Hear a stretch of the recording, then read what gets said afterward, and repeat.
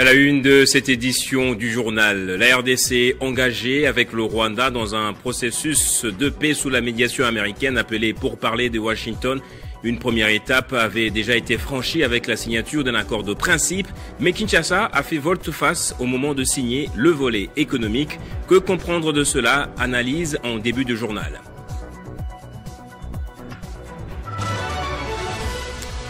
Et à la une aussi, le mouvement islamiste palestinien, le Hamas, a affirmé être disposé à libérer tous les otages retenus dans la bande de Gaza dans le cadre du plan de paix du président américain visant à mettre fin à 2 ans de guerre dans le territoire palestinien.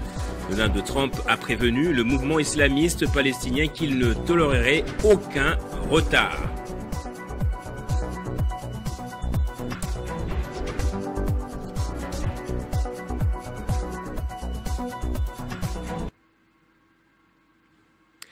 Bonsoir à tous et bienvenue dans ce journal. La RDC et le Rwanda sont engagés sous la médiation des États-Unis dans un processus de réconciliation et de coopération régionale visant à consolider la paix dans la région des Grands Lacs. Ce processus s'est concrétisé par la signature en juin 2025, soit en juin dernier, à Washington, d'un accord de paix prévoyant notamment le retrait progressif de troupes rwandaises dans l'est de la RDC, la cessation des hostilités ainsi qu'un cadre d'intégration économique régionale. Cependant, au moment où on devrait signer le volet économique, la RDC a décidé de ne pas apposer sa signature, invoquant des conditions non encore remplies, notamment le retrait effectif de troupes rwandaises. Ce refus a suscité des vives réactions et mérite une analyse approfondie, et notre rédaction a essayé d'analyser les enjeux politiques, économiques, sécuritaires et diplomatiques. Les volets économiques est au cœur du désaccord actuel entre Kinshasa et Kigali, visant à favoriser une coopération régionale dans les domaines du commerce, des infrastructures et des ressources naturelles, dans le but de consolider la paix par l'interdépendance économique. Mais pour la RDC, signer cet accord sans garantie de sécurité aurait constitué une faute stratégique, d'où son refus de parapher le texte. Pour Kinshasa, la paix et la sécurité doivent précéder toute coopération économique. Le gouvernement congolais estime qu'il est incohérent de s'engager dans un accord d'intégration économique alors que des troupes étrangères occupent encore une partie du territoire national. Tant que le Rwanda n'aura pas totalement retiré ses forces, la RDC considère que la signature d'un tel accord serait perçue comme une légitimation tacite de cette occupation. La défense de la souveraineté et de l'intégrité territoriale, les refus de la RDC traduit également une volonté ferme de préserver sa souveraineté en signant un accord sous médiation étrangère alors que les conditions sécuritaires ne sont pas réunies. Kinshasa craindrait de donner l'image d'un État sous tutelle ou contraint. Ce choix symbolise donc une affirmation d'indépendance politique et diplomatique face aux pressions extérieures, notamment américaines. La RDC dispose d'immenses ressources naturelles qui attisent les convoitises régionales et internationales. Un accord économique avec le Rwanda, sans garantie de contrôle ni des bénéfices équilibrés, risquerait de favoriser davantage Kigali et les entreprises étrangères au détriment de la population congolaise. Kinshasa veut donc s'assurer que toute coopération future soit basée sur la transparence, la réciprocité et l'équité. Sur le plan économique, ces refus permettent au gouvernement congolais de renforcer sa légitimité interne. Il envoie un message fort à la population et aux institutions nationales. La souveraineté nationale n'est pas négociable. Sur le plan diplomatique, la RDC affirme sa capacité à négocier d'égal à égal avec ses partenaires, y compris les États-Unis, en refusant de se soumettre à des pressions extérieures sans garantie concrète.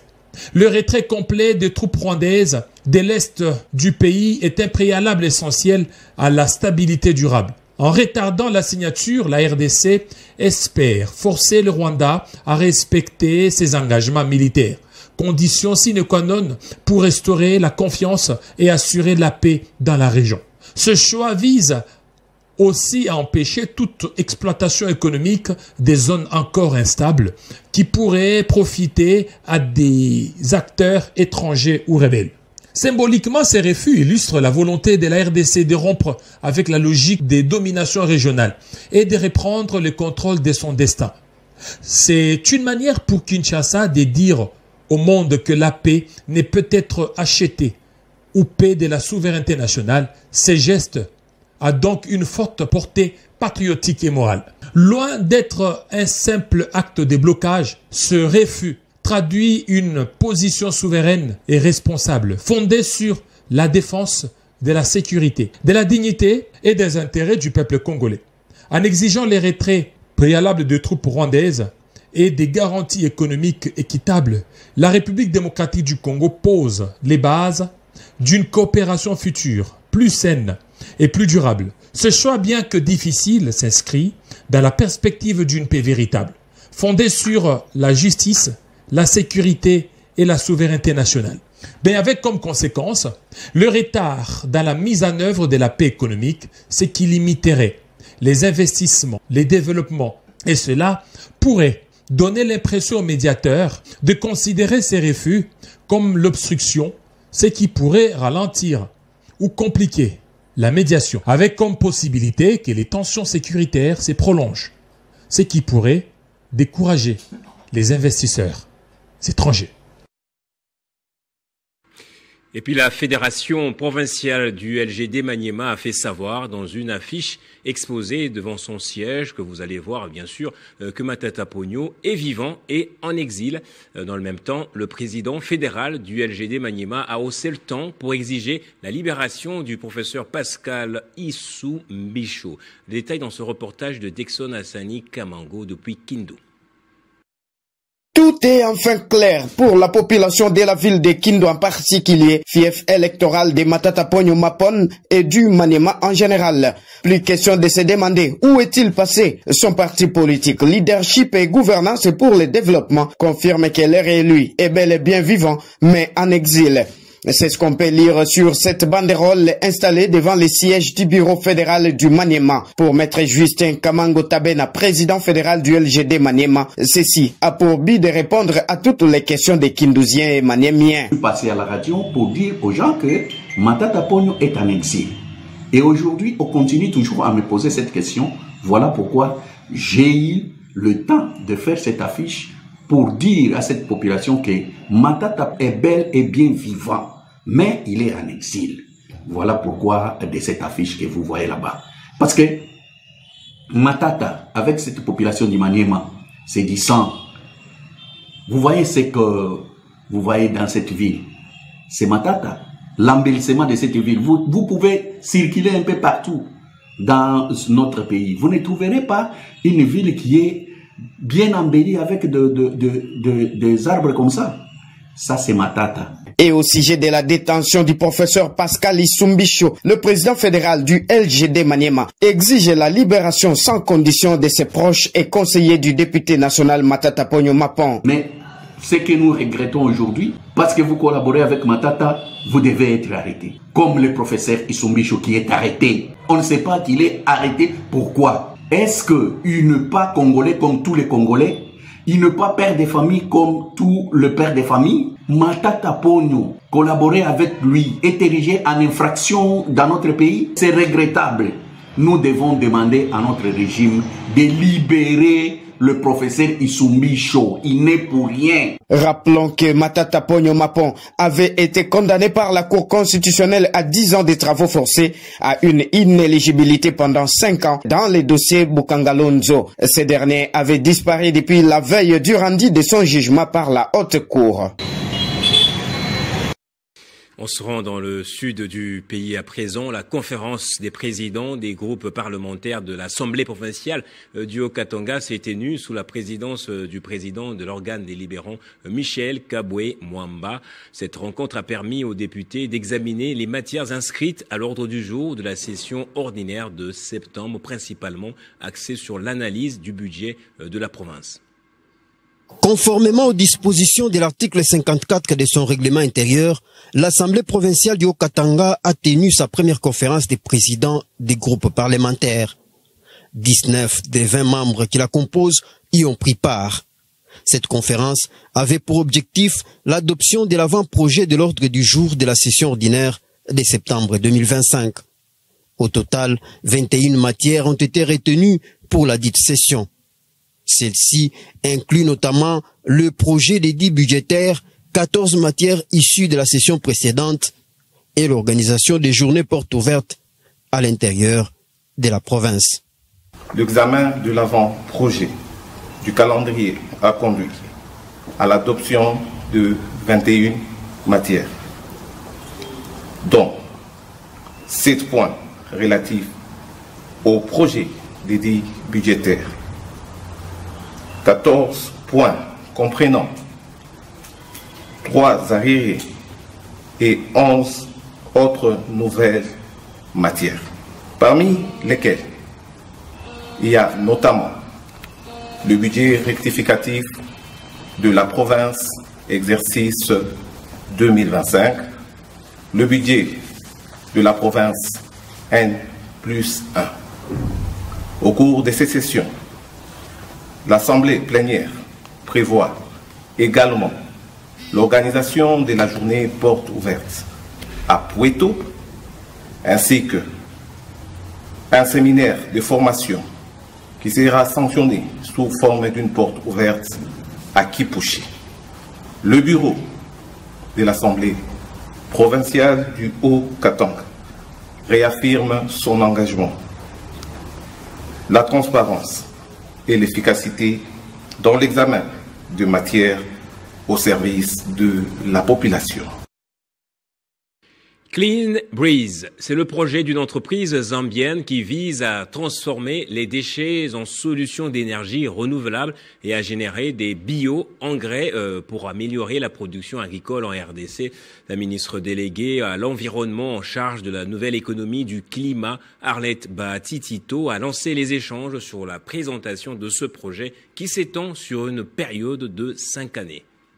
Transformer les déchets en énergie propre et en bio-engrais pour booster la production agricole, c'est tout l'enjeu du projet Clean Breeze présenté à Kinshasa par l'entreprise zambienne Lukwel. La ministre déléguée à l'environnement Arlette Bahati-Tito a lancé les échanges autour de ce méga projet d'une durée de 5 ans qui prévoit de traiter 500 000 tonnes de déchets organiques par an, de fournir de l'énergie renouvelable à plus de 100 000 ménages et PME et de réduire considérablement les émissions de gaz à effet de serre. D'un coût global de 195 millions de dollars, le projet démarre à Kinshasa avant de s'étendre dans d'autres provinces du pays. Pour la ministre déléguée, les tonnes de déchets produites chaque jour représentent une véritable mine d'or à condition d'être transformées. Une telle initiative, si elle se concrétise, contribuera directement à la réussite du programme d'action du gouvernement 2024-2028 pour la matérialisation de la vision du chef de l'État, son Excellence Félix Antoine Tshisekedi Tshilombo. Ainsi, je voudrais rassurer la société Lukwel Investment Limited de l'intérêt du gouvernement dans cette initiative et de notre volonté d'appuyer sa réalisation. Au-delà de l'impact environnemental, plus de 50 000 emplois pour les jeunes pourraient être créés, faisant de la valorisation des déchets une urgence écologique, mais aussi une opportunité économique pour la République démocratique du Congo. Et en mission officielle dans la Chopo, plus précisément à Kisangani, le ministre de l'Emploi et du Travail a visité le centre moderne de formation de l'INPP Kisangani, actuellement en construction et à l'étape de finition. Le deuxième jour du séjour du ministre de l'Emploi et du Travail, Ferdinand Massamba, à Kisangani, dans la Chopo, a démarré par la visite du centre moderne de formation de l'INPP en construction à Kisangani. Un bâtiment R+2 comprenant les parties formation, laboratoire et atelier et des hangars au rez-de-chaussée. Accompagné des autorités provinciales, du PCA Jean-Marie Lukulassi et du DGA Patrick Sompou et les cadres de l'INPP, le ministre a été amené dans la visite guidée par l'entrepreneur. À ce jour, le gros du travail est fini. La société s'active à la finition afin de livrer cette gigantesque infrastructure de formation jamais construite ici dans le délai. Des bureaux en passant par les salles de formation, la salle polyvalente et bien d'autres aspects du bâtiment Le ministre a tout vu et s'en est réjoui. Notre visite entre dans le cadre de la vision du chef de l'État, son excellence Christ Tshisekedi Tshilombo. Cette vision matérialisée par le chef du gouvernement, le gouvernement qui veut que nous puissions vraiment exécuter toutes les recommandations ici du programme du gouvernement lancé par le chef de l'État. Le ministre Ferdinand Massamba n'a pas voulu clôturer cette visite sans voir le bureau de la direction provinciale de l'INPP Chopo, où il était accueilli par des chants et célébrations. Dans le chapitre de ces contrôles des conformités des entreprises quant à l'application de la loi sur le travail en RDC, Ferdinand Massamba est descendu chez quelques entreprises, notamment Safrimex, une société évoluant dans les domaines de la construction des infrastructures. Après un bref échange, le ministre Ferdinand Massamba décèle des graves contraventions, aucune carte de travail pour les étrangers, la non-application du SMIC, quasiment pas des contrats de travail. Vous m'avez dit que vous allez passer là-bas, les contrats sont là-bas, les contrats, je vois un seul chauffeur qui a dit qu'il avait signé le contrat, et soit disant contrat de 6 mois. Mais tous ces gens ici, personne n'a le contrat. Il faut qu'ils aient le contrat. Et le SMIC, on va vous payer sur base de ça parce que c'est une obligation.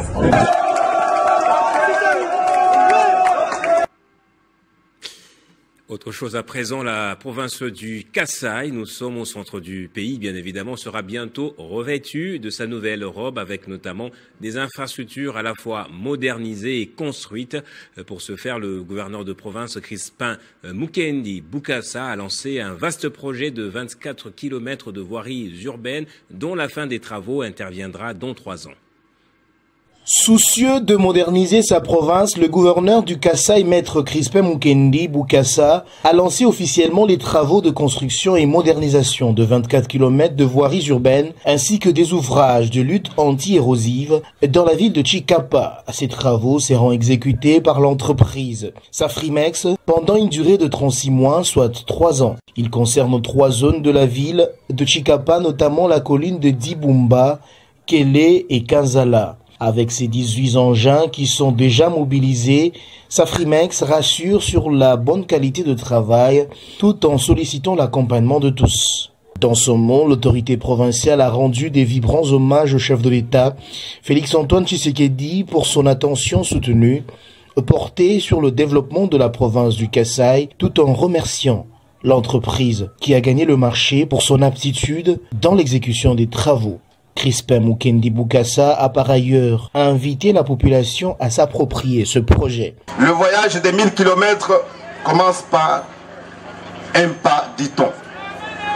Hier, c'était 15 km avec le projet Tchilé-Gelou, qui est en cours d'exécution avec l'entreprise GMC. Aujourd'hui, c'est 24 km qui seront exécutés par Safrimex dans le cadre du projet dont le lancement séjour.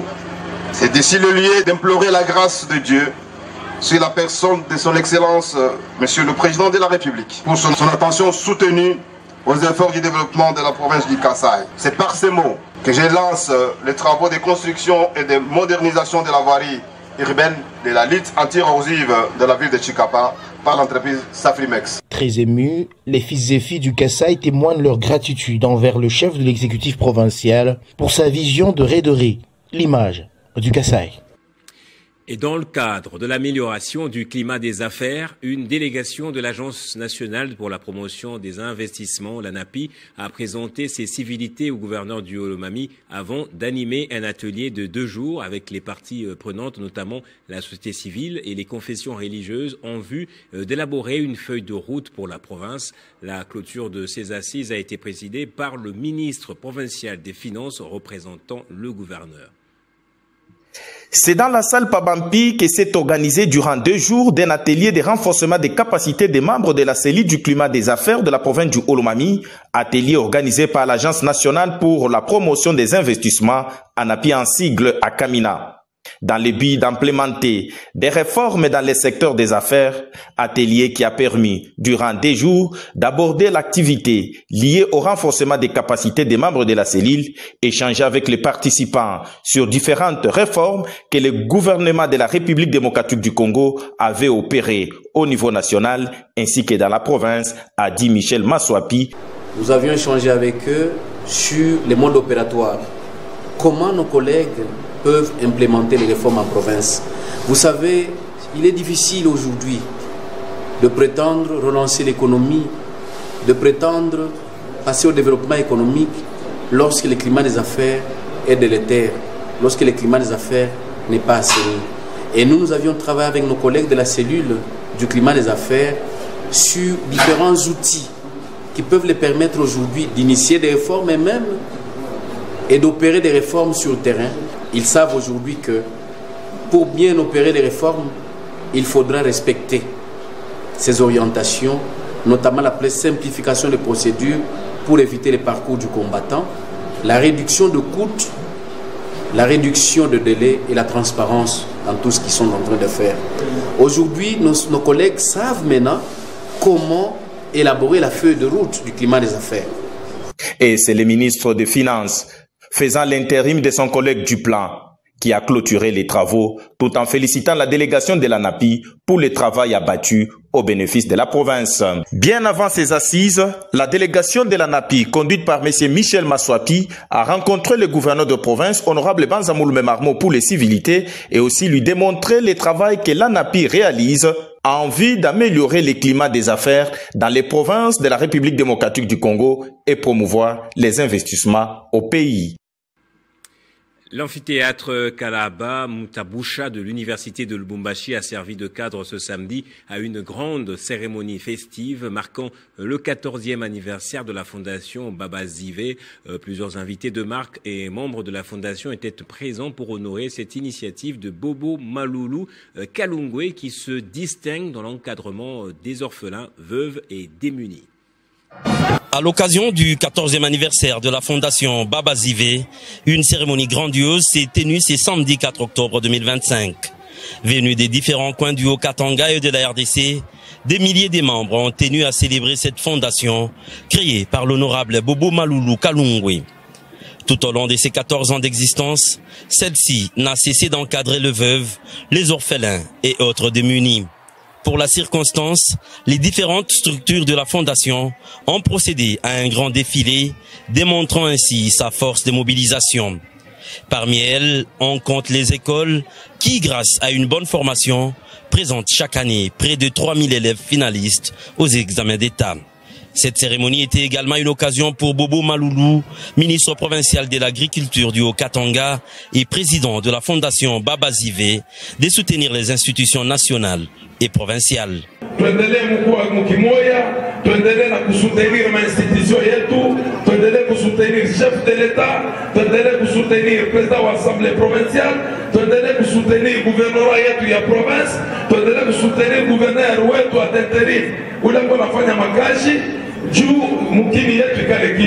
Parlant au nom de la fondation, l'honorable Jimmy Ndombe a rappelé les réalisations de celle-ci dans l'encadrement des orphelins. 1000 d'entre eux sont pris en charge chaque année dans différentes écoles, ainsi que la prise en charge des nombreuses veuves. Promouvoir l'éducation des vulnérables, œuvrer pour le développement communautaire au bénéfice des vulnérables, offrir les soins de santé, accompagner et lutter contre les abus faits aux veuves et aux orphelins. La fondation Baba Zivé compte s'implanter partout en RDC afin d'accompagner les efforts du chef de l'État, Félix Tshisekedi, dans l'amélioration du social des Congolais. Et puis le coordonnateur du rassemblement des compagnons d'Étienne Tshisekedi pour le changement et le progrès, Jean-Pierre Lisanga Bonganga, a, comme à son habitude, commenté l'actualité de l'heure en RDC.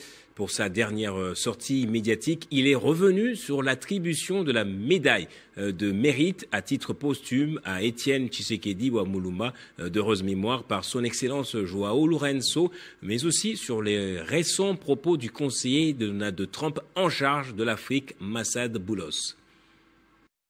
Les compagnons d'Étienne Tshisekedi pour le changement et le progrès social s'est réuni ce samedi 4 octobre 2025 à Kinshasa. Et à ce sujet, 3 points étaient inscrits à l'ordre du jour. De l'attribution de la médaille de mérite à titre posthume à Étienne Tshisekedi Wamulumba, d'heureuse mémoire.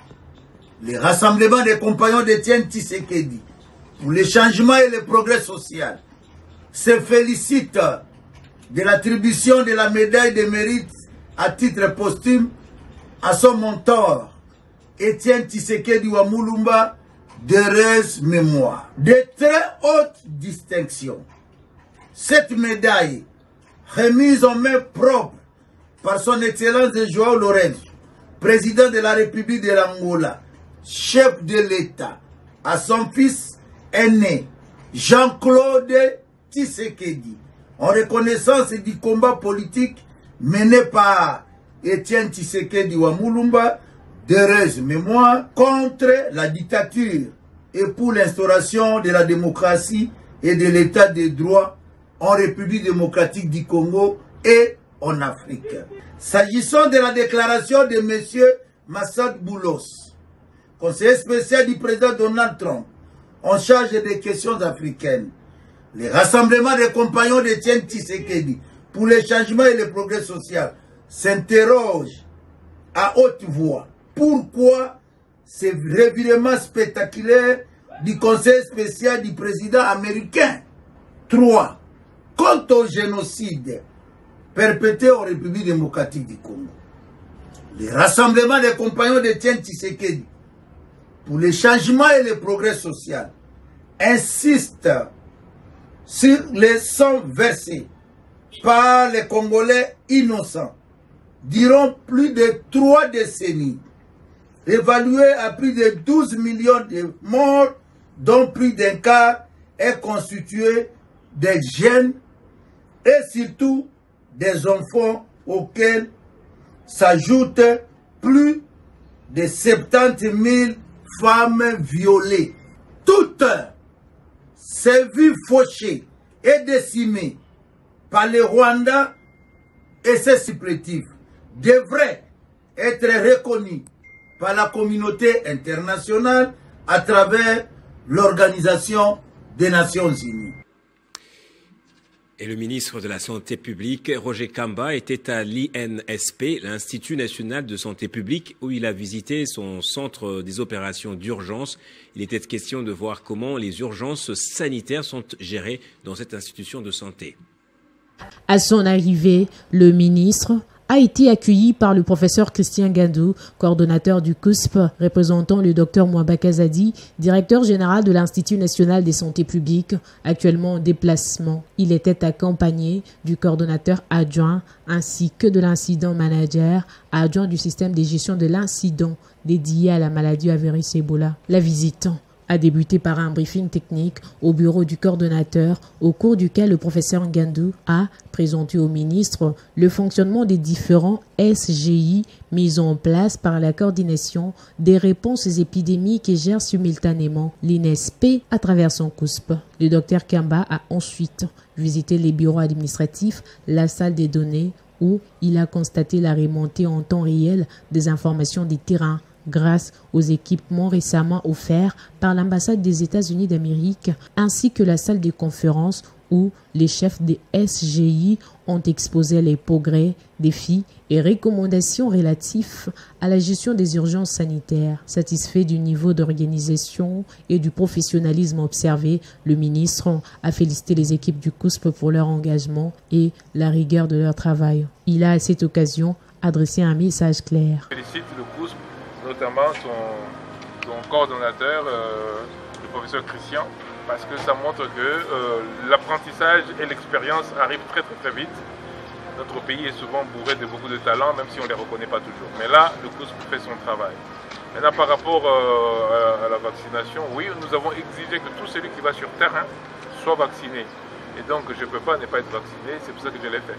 Le docteur Roger Kamba a également salué le courage et la détermination des équipes de l'INSP, soulignant les travaux considérables qu'elles abattent sur les terrains souvent difficiles. Il a reconnu à travers l'INSP, les épidémies sont désormais gérées de manière structurée, efficace et professionnelle, reflétant les progrès notables dans la gouvernance du système de santé publique en République démocratique du Congo. Avant de quitter les lieux, le ministre a visité les centres d'appel et la salle d'éveil épidémiologique, actuellement en cours d'installation, symbole du renforcement du dispositif national de surveillance sanitaire. Enfin, en partance pour Boulapé, dans la province du Kasaï, épicentre de la maladie à virus Ebola, le docteur Roger Kamba s'est fait vacciner contre la MVE conformément aux recommandations de l'INSP. Ce geste est fort et exemplaire traduit sa pleine implication personnelle et la détermination du gouvernement de la République démocratique du Congo à travers la population et la campagne nationale de vaccination contre la maladie à virus Ebola. À Lubumbashi encore, on y revient. Les anciens de l'Institut Mawazo Bouachi ont joint l'acte à la parole en offrant du matériel scolaire et une bourse d'études aux lauréats 2024-2025 de cette institution. Un geste assez inédit en milieu scolaire et académique. Chose promise, chose due. L'association des anciens élèves de l'Institut Mawazo Bouachi a concrétisé l'engagement pris lors de sa dernière assemblée générale. Sous la conduite du président de l'association, Daniel Ngoyi, Mouniepata, représenté pour l'occasion par le président du conseil d'administration, Eric Kaloziav, promoteur de l'université Étoile. Deux actions majeures ont marqué la journée. D'abord, la remise de fournitures scolaires aux élèves déjà inscrits à l'Institut Mawazo. Ensuite, l'inscription officielle du lauréat 2024-2025, Bruno Kabangou, à l'université Étoile. En présence du comité des sages, le PCA a félicité le lauréat, seul admis parmi 4 candidats cette année. Celui-ci bénéficiera d'une prise en charge complète de ses études pendant 2 ans. Je crois, tel qu'il est ici, il pouvait aussi avoir des doutes que cette association réellement va me prendre en charge. Mais aujourd'hui, pour lui, ça devient une réalité. En tant que PCA de l'association des anciens élèves de Mawazo, je lui dis seulement courage de se donner à lire, à suivre les règlements et à mettre plus la discipline dans sa vie. Et je crois qu'il va réussir sa vie. Très ému, Bruno Kabangou a exprimé ses remerciements. De son côté, la direction de l'Institut Mawazo a salué la fidélité des anciens élèves à leurs paroles. Je remercie les anciens de Mawazo qui m'ont pris en charge. J'étais l'élève de l'Institut Mawazo. Aujourd'hui, je me retrouve étudiant de l'Université Étoile. En tout cas, je les remercie beaucoup, les anciens de Mawazo. Pour moi, un rêve qui vient de se réaliser. Je ne m'attendais pas. Bien que j'ai assisté à la réunion, on m'a dit que vous allez le faire, mais j'avais un peu de doutes. Mais c'est devenu une réalité. Cette initiative marque une étape importante dans l'accompagnement des jeunes et illustre l'engagement durable des anciens élèves du Mawazo Bouachi en faveur de la réussite de la jeunesse. L'actualité à l'international, cette fois pour terminer ce journal, le Hamas se dit prêt à négocier immédiatement la fin de la libération des otages et la fin des hostilités à Gaza dans le cadre du plan de paix proposé par Donald Trump. Ce dernier a fixé un délai au groupe soutenu par Israël alors que la situation reste extrêmement tendue depuis l'attaque du 7 octobre qui a déclenché le conflit. Le Hamas a annoncé vendredi 3 octobre au soir être prêt à engager des négociations immédiates pour parvenir à un accord sur la libération des otages, la fin de combat et le retrait des troupes israéliennes de la bande de Gaza dans le cadre du plan de paix proposé par Donald Trump. Toutefois, l'organisation islamiste n'a fait mention de 2 points majeurs du plan, son désarmement et son départ de Gaza à l'issue du conflit. Tout le monde était uni et voulait la fin de cette guerre et la paix au Moyen-Orient. Et nous sommes tout proches d'y parvenir. Merci à tous et tout le monde sera traité de manière équitable. Le Hamas a également exprimé sa volonté de participer aux discussions sur le futur politique du territoire palestinien. Sur sa plateforme Truth Social, Donald Trump a salué cette déclaration, estimant que le Hamas était désormais prêt pour une paix durable. Après 2 ans de guerre, il a fixé un ultimatum. Le groupe devrait répondre favorablement à sa proposition avant dimanche. Le Premier ministre israélien Benjamin Netanyahou a exprimé son soutien à ces plans. En cas de refus, Trump avait menacé le Hamas de représailles sévères, évoquant l'enfer peu après un échange téléphonique avec le président turc Recep Tayyip Erdogan, qui de son côté a appelé à un arrêt immédiat des frappes israéliennes. Dans sa réponse, le Hamas indique être prêt à libérer tous les otages vivants à restituer. Dans sa réponse, le Hamas a indiqué être prêt à libérer tous les otages vivants et à restituer le corps des personnes décédées en échange de la libération des prisonniers palestiniens détenus par Israël. Il s'est également dit disposé à entamer rapidement des négociations sur les modalités de ces échanges. Selon l'armée israélienne, 47 otages sont toujours détenus à Gaza sur les 251 personnes enlevées lors de l'attaque du 7 octobre 2023. Parmi eux, 25 seraient décédés.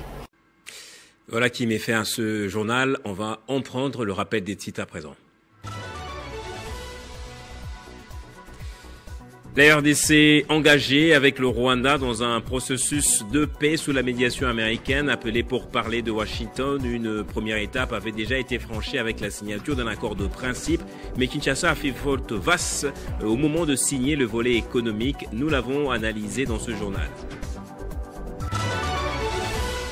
L'actualité à l'international, c'est notamment le mouvement islamiste palestinien, le Hamas, qui a affirmé être disposé à libérer tous les otages retenus dans la bande de Gaza dans le cadre du plan de paix du président américain visant à mettre fin à 2 ans de guerre. Donald Trump a prévenu le mouvement qu'il ne tolérerait aucun retard. Et c'est donc par ici que va se refermer ce journal. Merci à vous tous, madame, messieurs, pour l'avoir suivi. L'actualité continue sur votre chaîne Télé 50.